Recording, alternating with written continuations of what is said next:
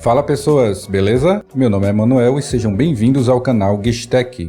Vivemos em uma era onde cada clique, cada busca e cada compra são monitorados. A privacidade se tornou um luxo e a segurança digital uma necessidade. E se você usa o Windows, você já sabe, ele é ótimo para jogos e trabalho, mas é um desastre para a privacidade. Ele é uma festa para telemetria, rastreamento e malware.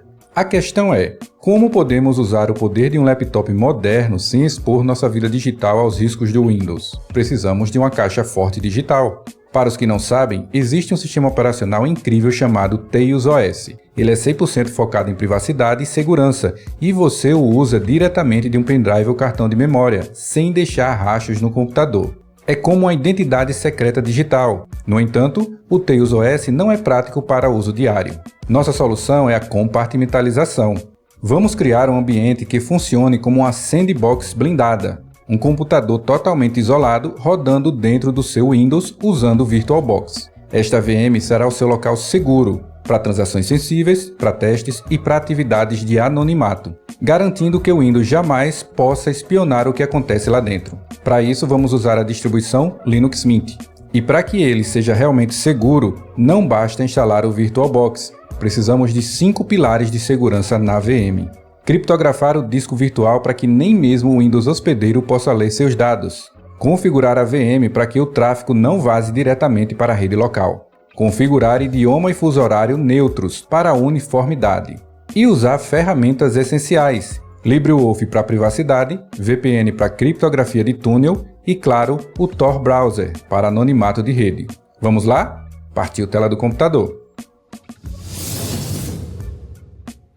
Vamos para a prática. Primeiro eu vou baixar o VirtualBox, é esse primeiro link, virtualbox.org. Aqui eu vou clicar em Download e aqui eu vou baixar 2 arquivos. Um instalador para Windows, que é esse primeiro link aqui, e o pack de extensão. Vou clicar aqui em aceitar e Download. Download concluído, vou clicar aqui na pastinha, vou fechar o navegador e agora vamos instalar o VirtualBox. Vou dar 2 cliques aqui no instalador, Next, aceitar os termos, Next, não altera nada aqui, Next. Ele avisa aqui que vai desconectar temporariamente a rede. Aqui temos algumas opções. Adicionar um atalho ao menu inicial, criar um atalho na área de trabalho ou iniciar por padrão os arquivos com essas extensões. Next e Install. Pronto, vou deixar marcado para iniciar o VirtualBox e clicar em Finish.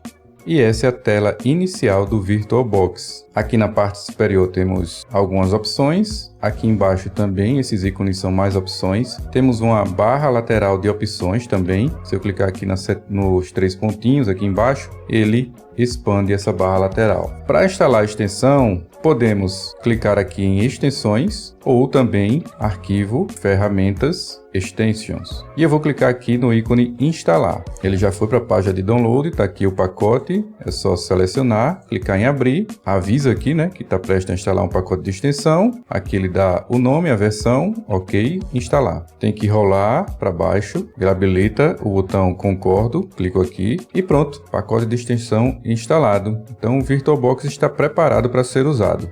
Vou baixar agora o Linux Mint. É esse primeiro link, linuxmint.com. Vou clicar aqui em Download e aqui ele mostra as 3 versões do Linux Mint. Temos a Cinnamon, a XFCE e a Mate. A Mate é a versão intermediária, a XFCE é a mais básica e a Cinnamon é a mais completa. Como o objetivo aqui é criarmos um Mint focado na segurança e anonimato, eu vou baixar a versão mais básica, XFCE. Download, rolo para baixo e vou procurar os links do Brasil, né, que são mais rápidos, tendem a ser mais rápidos. Pronto, qualquer um desses 2 aqui está valendo. Vou clicar nesse primeiro e ele começou a baixar. Eu vou cancelar porque eu já tenho essa versão baixada. Vou fechar o navegador e agora sim, estamos prontos para usar o VirtualBox.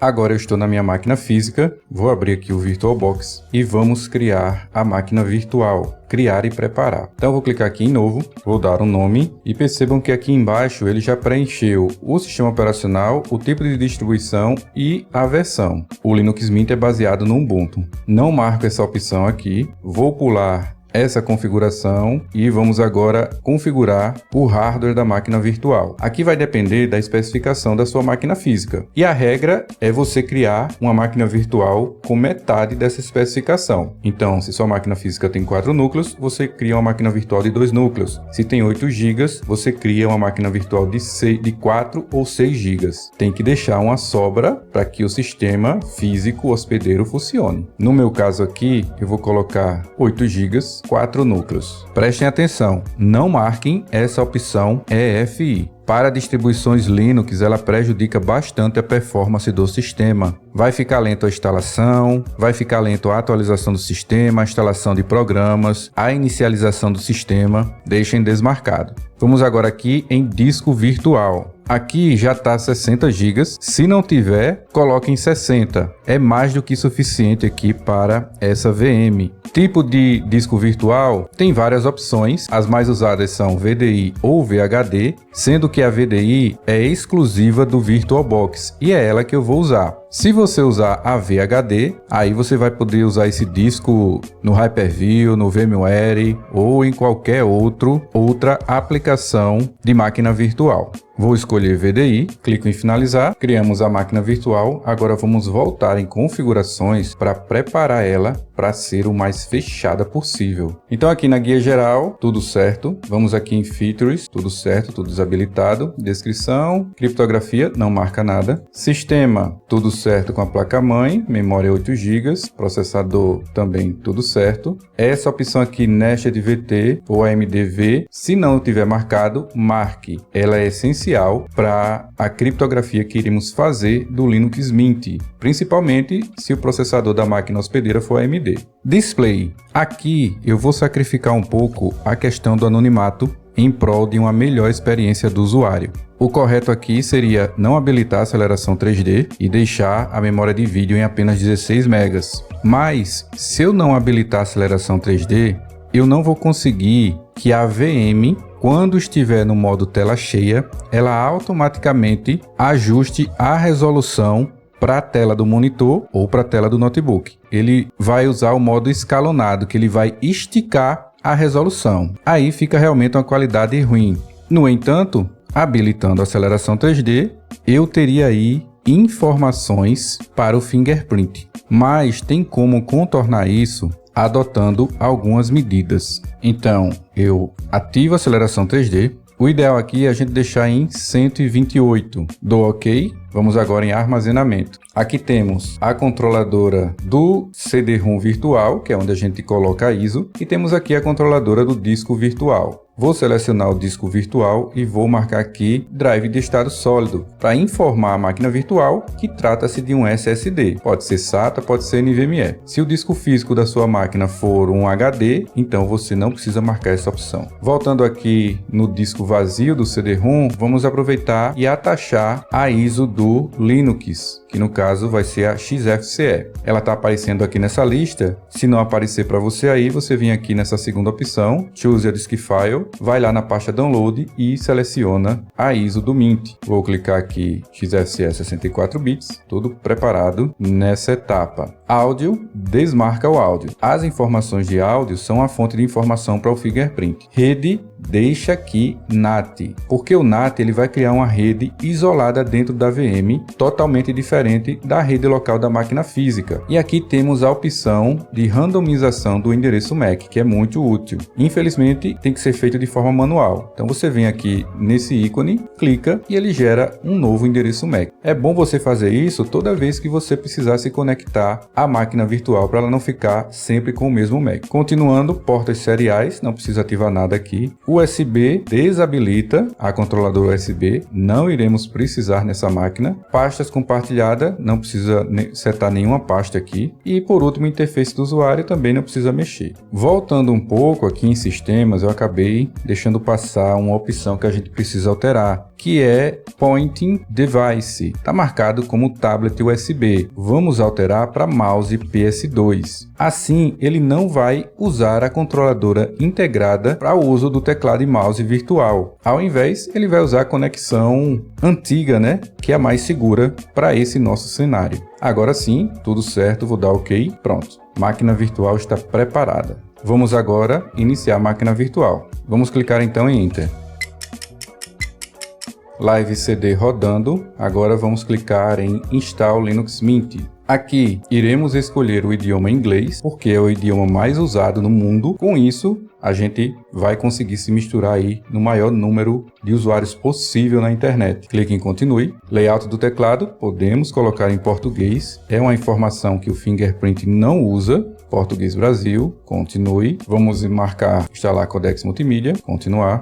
Aqui temos duas opções de instalação, a instalação automática, que já está marcado aqui, e a instalação manual. Aqui na automática, se eu clicar em Advanced Features, eu tenho a opção aqui de criptografar a instalação. Marco essa segunda opção, habilito aqui, criptografar a nova instalação do Linux Mint por segurança, clicaria aqui e daria OK. Mas também a gente pode fazer de forma manual. Vou selecionar aqui a segunda opção, temos aqui o disco virtual, seleciono, adicionar, e aqui na criação das partições, eu poderia vir aqui, usar como e escolher volume físico criptografado. Vou cancelar aqui, vou voltar e vou fazer da forma automática. Vou clicar aqui em Advanced Features, use LVM, criptografo Linux Mint, OK, Install Now. Aqui ele pede a senha para descriptografar, coloca uma senha forte, né? E aqui temos uma opção que eu vou marcar, criptografar todo o disco. Aqui ele avisa que todos os dados serão apagados do disco e aqui embaixo ele relaciona tudo que será feito, né? Continuar, Time Zone. Aqui a gente tem que setar um Time Zone neutro. Eu venho aqui, vou colocar Dakar, essa primeira opção, vou selecionar. Por que eu coloquei Dakar? Porque eu sei que o Time Zone de Dakar é 0 e não se altera, independente de horário de verão, será sempre 0. Continuar. Aqui vamos criar a conta, né, de acesso. Então a regra aqui é você não usar seu nome, sobrenome, usa aqui um nome totalmente genérico. Criado, continue. Agora ele está começando a instalação. Instalação concluída, eu tenho aqui duas opções, continuar testando, continuar usando o Live CD ou reiniciar a máquina. Vou clicar Restart Now. Aqui ele pede para remover o Live CD, mas ele já desatacha automaticamente. Se eu vier aqui em disco óptico, percebam que não está mais atachado a ISO. Se fosse em uma máquina física, eu teria que ir na BIOS e alterar a ordem do boot. Vou clicar em Enter e percebam que ele está pedindo a senha de acesso do disco, a senha para descriptografar. Enter. Agora sim, beleza, maravilha. Colocar a senha do usuário e temos aqui uma tela de boas-vindas do Linux Mint, onde, se eu vim aqui nessa segunda opção, First Steps, eu tenho alguns passos que são necessários para você finalizar a configuração do Mint. Primeira opção é a parte visual, então eu vou clicar aqui em Launch e aqui eu posso alterar o tema. Eu tenho aqui um tema totalmente escuro, que é o que eu gosto de usar, gerenciador de atualizações. Aqui é importante clicar em Launch, vou atualizar o gerenciador, ok, uma nova versão está disponível, atualizar, maravilha, e agora sim ele me mostra todas as atualizações disponíveis. E aqui em cima eu tenho uma barra onde ele pergunta se eu quero trocar os links de download. Vou clicar em sim. Vou vir aqui nesse primeiro link e vou escolher o que ele vai me mostrar aqui como o mais rápido. Parece que o link mais rápido vai ser esse aqui. Vou clicar aqui em Apply. Venho aqui para o segundo link. Ele vai fazer a mesma coisa. Bom, acredito que não vai mudar mais. Então, vou escolher o primeiro, né? Apply. Vou clicar aqui para atualizar o cache. Pronto, posso fechar essa tela. E agora sim eu vou clicar em Install Updates. Eu tenho aqui 1 GB de dados que serão baixados e instalados na máquina. A atualização feita, ele pede para reiniciar o sistema. Pronto, vamos novamente aqui em First Steps e vou agora em Firewall, Launch. Aqui primeiro vamos ativar o Firewall e a regra aqui é clara. Temos 3 profiles, Home, Office e Public. Vamos setar as 3 para que bloqueie qualquer entrada, ou seja, opção Deny. Home já está, vamos em Office. Também já está e público. Maravilha. Ah, não, público, ó, reject. A diferença entre deny e reject é que quando você seleciona reject, ele envia a informação para a origem de que a conexão foi rejeitada. Quando você escolhe deny, a origem não recebe nenhum tipo de notificação. E em outgoing, permitir, que é justamente a saída, ou seja, quando você está navegando na internet, então você não vai ter nenhum problema. Vou fechar aqui. Antes de partirmos para o gerenciador de software, vamos primeiro aqui na conexão de rede. Vou clicar com o botão direito e vou clicar aqui em editar conexões. Só tem uma conexão à internet, vou selecionar e vou clicar nesse terceiro ícone aqui. Então nós vamos fazer duas alterações aqui. Primeiro, aqui tem o recurso de clonagem de MAC, nós vamos setar para random, aleatório. Então toda vez que eu me conectar à VM, ele vai gerar um MAC diferente. Então aqui nós temos uma segunda camada de clonagem de MAC. A primeira é a da VM, na configuração inicial que a gente fez, só que lá a clonagem é manual. Então nesse caso, meio que eu posso deixar o MAC lá fixo, sabendo que quando iniciar a VM, ele sempre vai gerar um MAC aleatório. E a segunda parte é aqui, ó, negociação de link. Aqui tá como ignorar. Eu vou alterar para automático. Dessa forma, toda vez que ele se conectar a uma conexão de rede, ele vai negociar a velocidade de transmissão. Não se atenham muito, nem se preocupem com esse valor aqui de 100 fixo, porque não é dessa forma que funciona na VM. Clico em salvar, posso fechar aqui. Vamos agora acessar o gerenciador de software. Vou clicar aqui em Launch. Aqui é onde você vai baixar e instalar a maioria das aplicações para Linux. A intenção é deixar essa VM o mais parecida possível com o Tails OS. Então eu vou instalar as mesmas aplicações. Então aqui em cima, em busca, eu vou digitar Onion e essa seria a primeira aplicação, o Onion Share. Aqui eu posso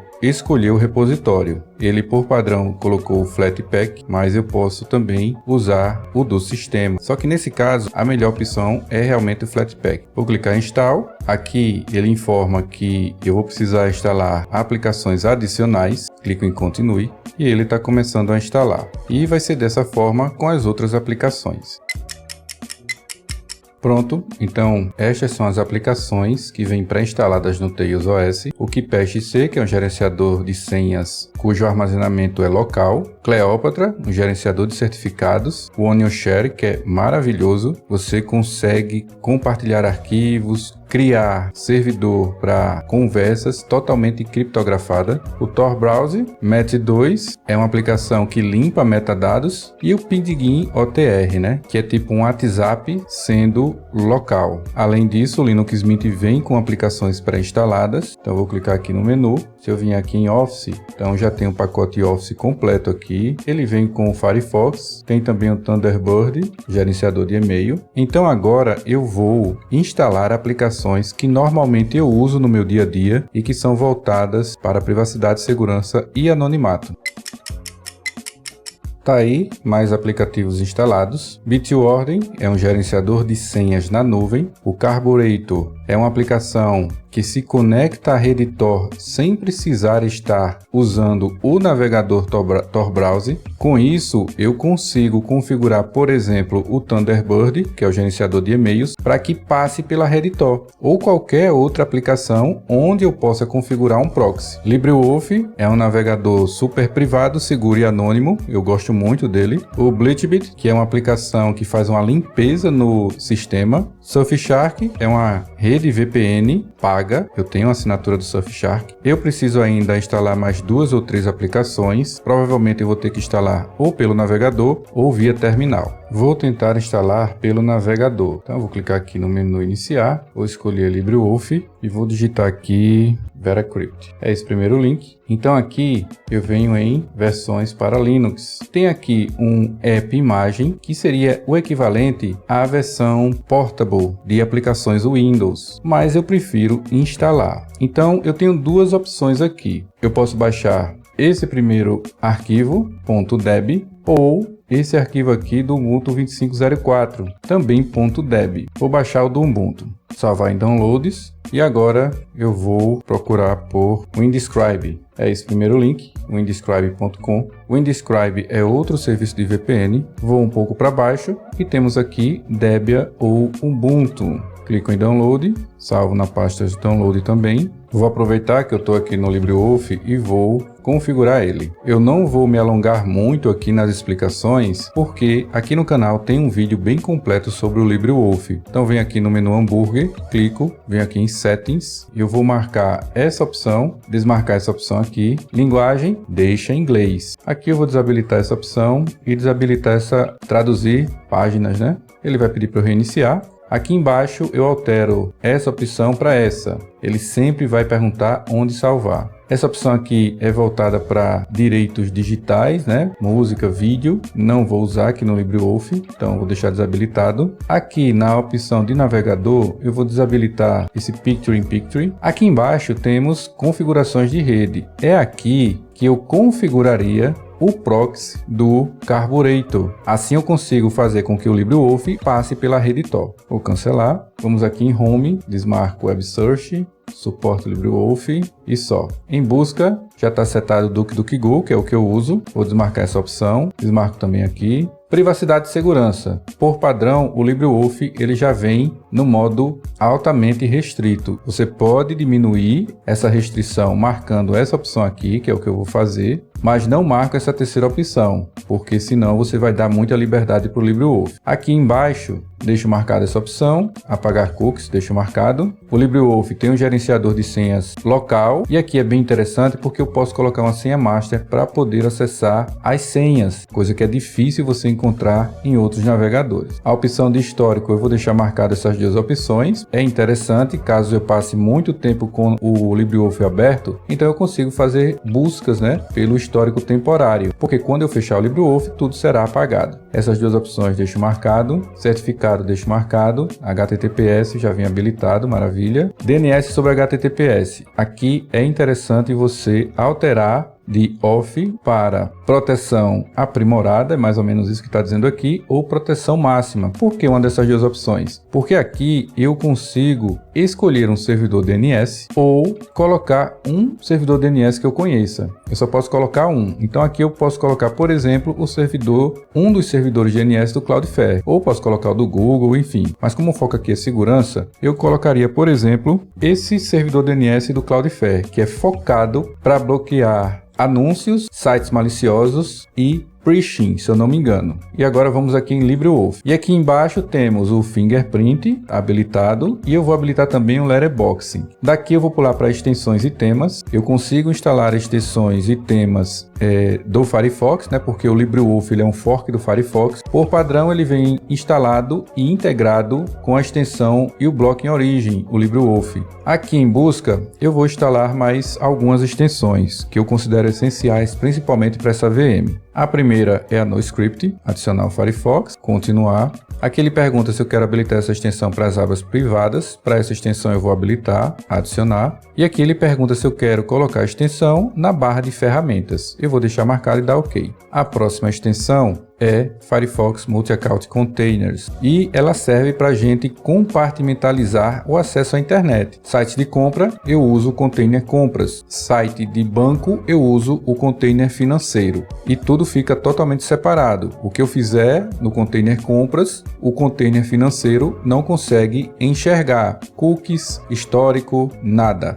Então eu vou adicionar, continue e aqui adicionar. Vou dar OK. Próxima extensão, Bitwarden Password Manager. Eu instalei o Bitwarden na VM e agora eu vou instalar a extensão. Continue. Permitir a extensão em abas privadas, sim. Adicionar a barra de tarefas, sim. Beleza. Próxima extensão, Firefox Relay. Essa extensão aqui, ela trabalha em conjunto com um serviço da Mozilla, que é o serviço de criação de e-mails temporários ou apelidos para o e-mail principal. Então, adicionar o Firefox, continue. Usar em abas privadas, sim. Colocar na barra de tarefas, OK. Aqui eu vou desmarcar essa opção, que é passar informações para a Mozilla, e posso fechar essa aba. Próxima extensão, Windescribe, que é justamente da VPN que eu instalei na máquina. Adicionar o Firefox, continue. Rodar em abas privadas, sim. Colocar na barra de tarefas, sim. Próximo, Surfshark. Adicionar o Firefox, continue. Permitir em abas privadas, colocar na barra de tarefas. Vou desmarcar aqui, enviar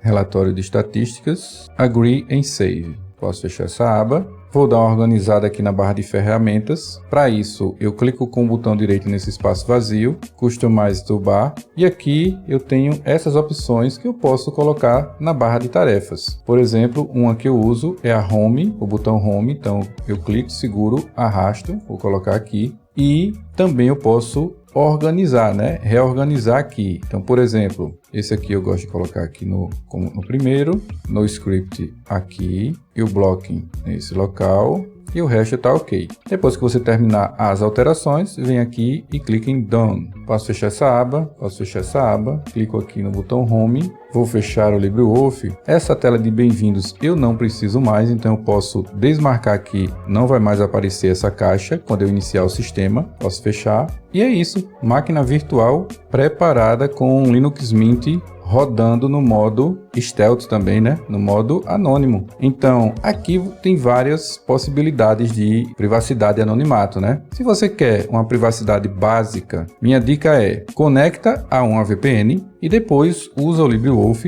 e navegue aí pela internet. Por que conectar a VPN antes? O endereço IP dessa VM está protegido da rede local, como eu falei no começo, mas o IP público não está protegido. Quando você conecta a uma VPN antes de navegar na internet, você mascara o IP real da máquina e, consequentemente, o IP público. Se você precisar de uma privacidade e anonimato mais forte, aí você pode usar o Tor Browser. Vou abrir ele aqui. Esse é o Tor Browser. E aqui você tem a opção de se conectar à rede Tor. O navegador Tor só funciona conectado à rede Tor. Aqui eu posso habilitar para ele conectar automaticamente quando eu abrir o navegador, o que é o mais interessante, vou marcar. E aqui no menu hambúrguer, eu vou clicar e vou vir aqui em Settings. Então aqui, marcar essa opção, desmarcar essa, tudo certo aqui. Vou deixar do jeito que está, linguagem e aparência, deixo do jeito que está, inglês, correto. Aqui, tudo certo. Aqui, ó, ele já marca essa segunda opção.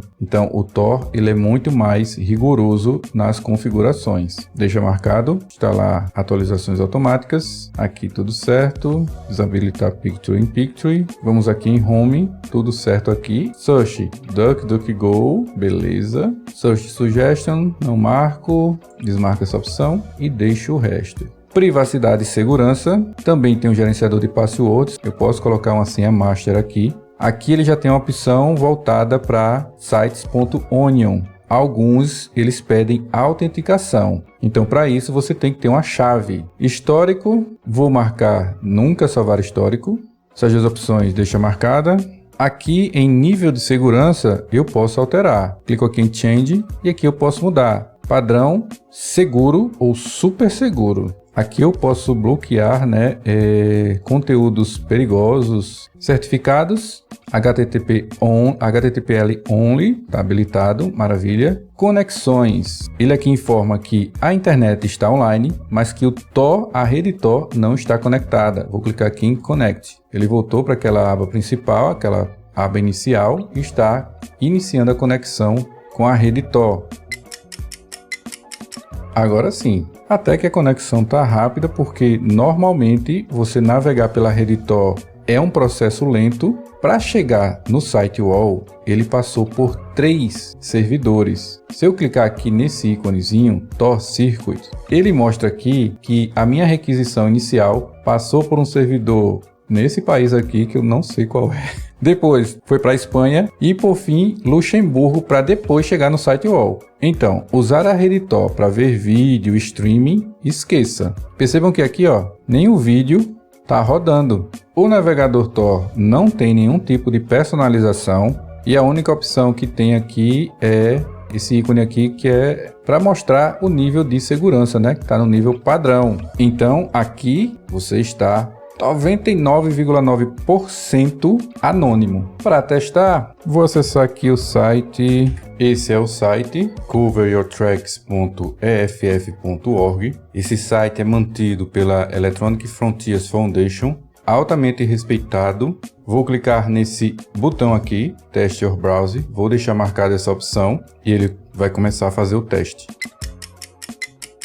Teste finalizado e aqui está o resultado. Bloqueio de rastreamento de anúncios. passou. Bloqueio de rastreamento invisível, passou. E o principal aqui para anonimato.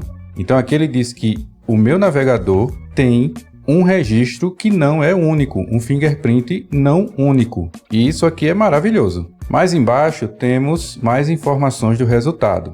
Então, a cada 502 navegadores, um tem o mesmo fingerprint que o meu navegador. Mais embaixo temos informações mais detalhadas, mas as principais são user agent, bits de identificação de informação. Esse resultado aqui é altamente relevante e por esse resultado você consegue saber qual informação é que está vazando mais, né? Entre 0 e 1 bits, excelente. Entre 2 ou 3 bits, normal, razoável. E a partir de 5 é um sinal de alerta. O navegador Tor ele foi projetado para mascarar essa informação. Por exemplo, vamos interpretar aqui. O navegador é o Tor, mas ele está informando aqui Mozilla, correto, essa informação está correta, mas ele está informando que é o Firefox e não o navegador Tor. As outras informações, eu realmente não sei se são verdadeiras. Eu poderia fazer um teste para saber a informação real, essa informação real aqui do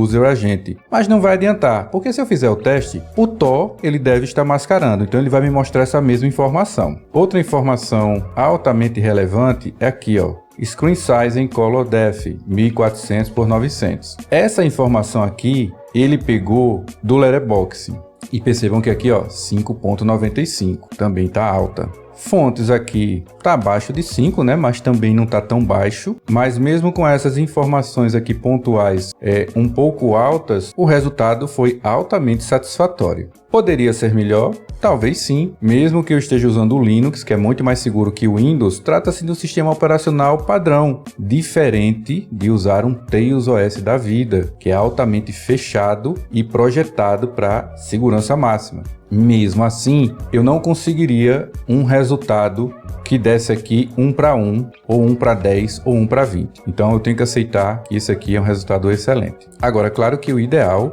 é você refazer esse teste a cada 60 dias, porque esse site vai coletar novas informações de novos usuários, podem aparecer outros tipos de vulnerabilidades que eu só vou ficar sabendo em um teste futuro.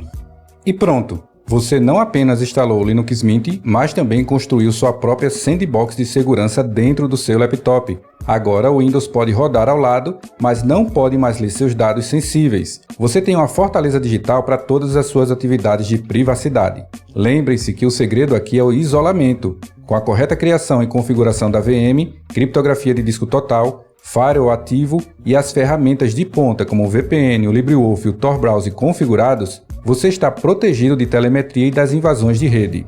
Lembre-se também que nada adianta ter uma fortaleza se a porta é fácil de abrir. Use senhas fortes para criptografia e para senha de acesso ao sistema operacional e use sempre senhas fortes de autenticação de 2 fatores em serviços e aplicações online. O anonimato prático existe, mas ele exige disciplina e as ferramentas certas. E é isso. Se este vídeo foi de alguma forma relevante para você, deixe o seu like, se inscreva no canal e ative o sininho para ficar por dentro de novos conteúdos. Até a próxima!